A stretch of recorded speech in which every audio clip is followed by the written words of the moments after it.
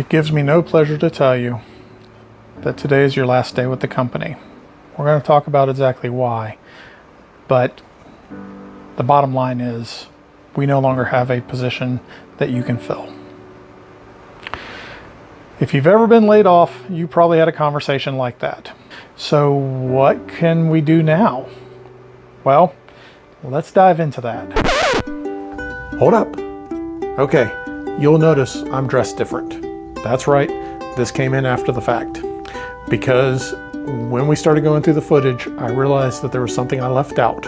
So, stick all the way to the end because there is a final word that you want to hear from future me that past me missed briefly. Now, back to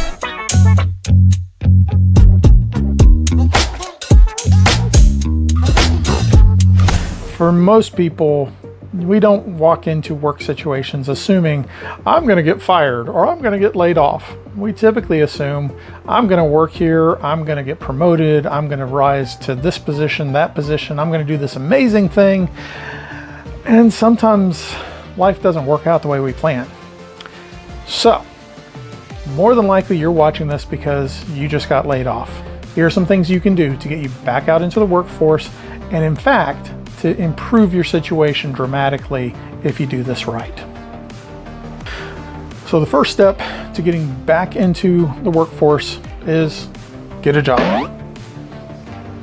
That seems very obvious, Dominic. Why are you saying get a job? No, you're misunderstanding me. It doesn't matter what kind of job, get a job. Here's the thing about that. It has been proven repeatedly that people who have jobs find jobs faster. It doesn't matter what kind of job it is. Maybe you can go out and get a job at a fast food restaurant. Maybe you have a friend who owns a business who could use a little administrative help for a few weeks. Maybe you need to go to a temp agency and just get some temp jobs. Whatever it is, find work because of three key things. So the first thing is you're preventing a gap on your resume. Now, admittedly, you may not list the temporary job that you have on your resume, but you will be conscious of the fact that you are working and it will come through in your interview. It also will send a message when you get into that interview when you can tell them, yes, I am working. I am not necessarily working in my field, but I did go out and get another job so that I was making sure that my bills were getting paid. And that's the second thing. Even if you're not making what you would make in your field, making more than zero is more than zero.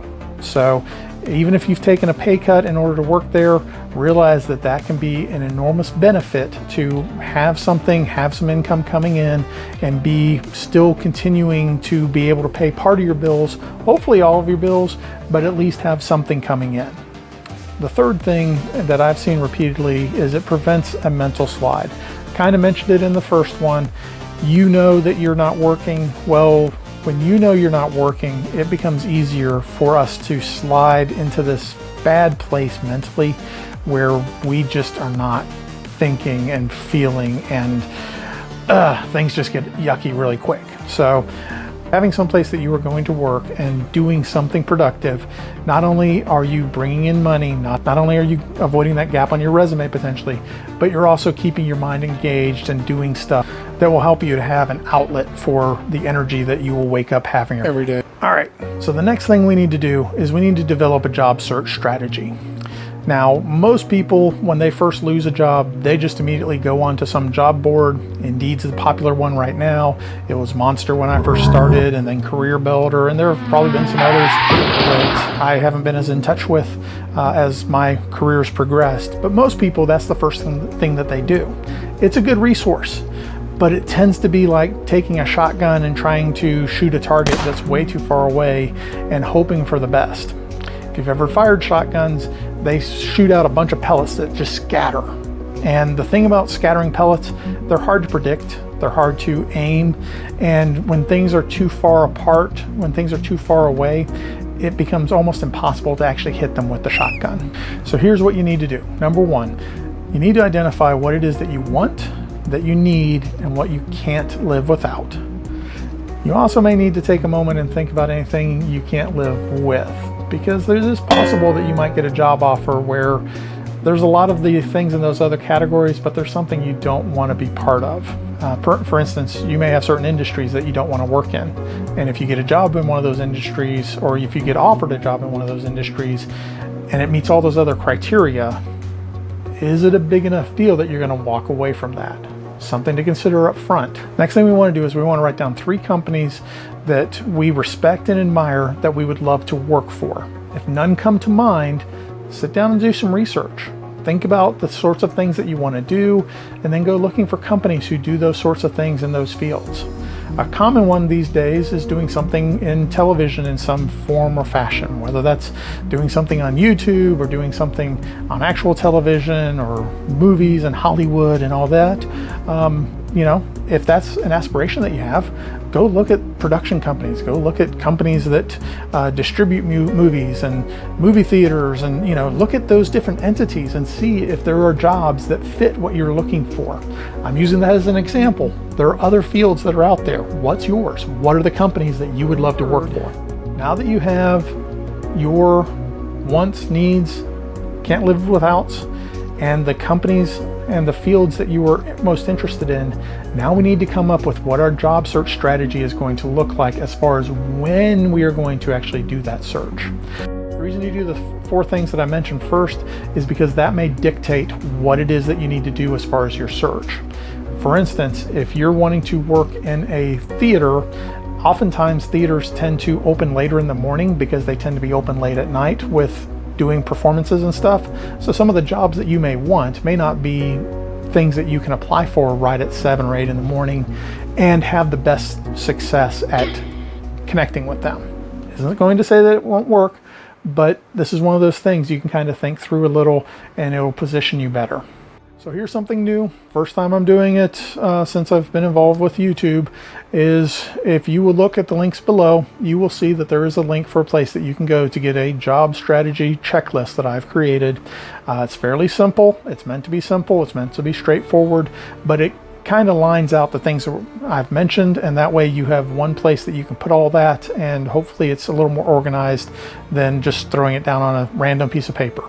If you're interested, click the link below. It'll take you to the website where you can get where you can download the checklist for free. At this point, in theory, you have some sort of work, so you are working part of the day, if not the entire day. That is going to restrict some of the time that you have to do your job search, but it's also going to help you in other ways. And then you've developed your job search strategy. The next step here is we want to come up with your personal marketing strategy. Sounds very technical. What we are talking about here is we want to figure out what it is that you do well and what it is that you probably want to try to stay away from, because, you know, we both have those things. All kidding aside, there are things that you have to tell somebody if they ask directly, but realistically there are probably ways that you can find to either avoid getting to that topic, avoid working in a situation where that topic needs to be a factor, or at the very least you can figure out ways to put the best face on that situation. If you have one of those, you're probably thinking right now, oh, he's talking about that. Yeah, I probably am. So the first step for us coming up with your personal marketing strategy is sit down. You can use a piece of paper if you want. I recommend doing this at your computer. Write out, type out every task that you did at your last job. Do the same thing for the job you're doing right now. If you want, you can continue to go back to your previous employers and do this for those too. Why are we doing this? We are looking to develop a list of things and activities that you've done before, okay? This is going to be what we will use to build your resume and to identify things that you can do well that you want to focus your search on. The fact that this is going to be a list that you can use into the future is part of the reason I recommend doing this on a computer. Save it someplace that you won't lose it, that you won't forget it. And honestly, I recommend creating a thumb drive or something similar that you can save a copy of this to, so that even if something happens to your computer, because we both know that happens, that you have a copy that you can go back on.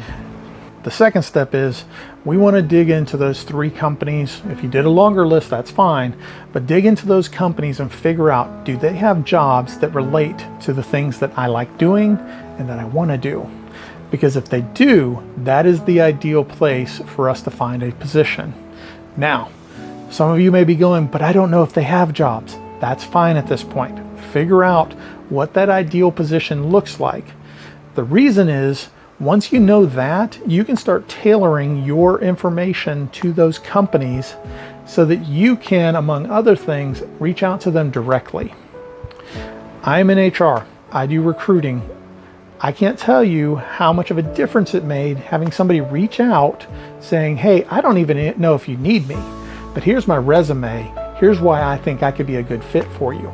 If they actually nailed that fit, I would actually go and talk to the managers and to the executives and present the idea of us bringing this person in, even though we weren't looking for them beforehand.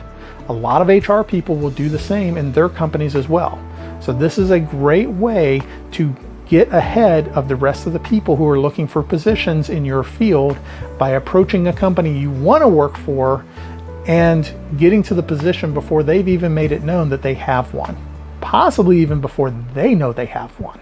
Some good tips on doing this research: go look at job boards, whether that's Indeed, Career Builder, any of the others that are out there. Look at the positions that they have open right now, that they've had open in the past. A lot of times those are available as well. Another thing to look into is news about the company.